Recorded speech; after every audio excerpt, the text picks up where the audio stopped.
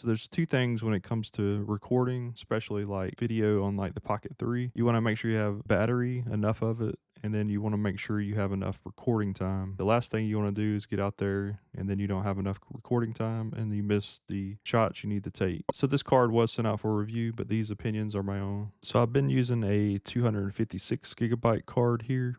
We're going to see if this even works with the DJI Pocket 3 and how much recording time it will allow us to have. I do like how they have this where you can just pop it open. So this is the micro SD card here. You can see it says 1 terabyte. And then this is the adapter. So to transfer, you could just place this in here and then you would put this in your computer and transfer the files.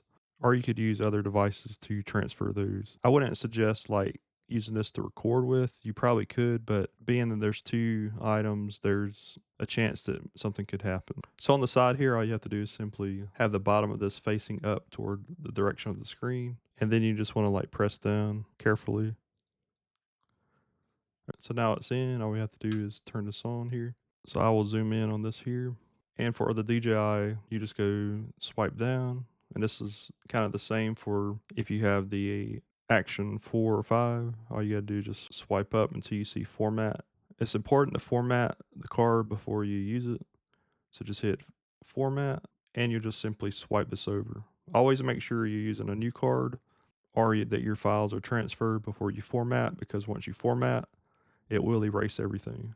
So just swipe this over. It'll take a second. And then we should be able to go back, just hit that. Now you can see we have a whopping 20 hours of recording time, which is pretty incredible because I think on the 256, I've got maybe like 4 or 5 hours of recording time. So to have 20 hours of recording time, and that's with 4K 30 frames per second. So if I change this to like 60 frames per second, it goes down to 15 hours. And then if you do like 2K at 60, you get 20 hours. If I go down to 30 frames per second, you get 27 hours. Let's see what 1080 is. I'm interested in this.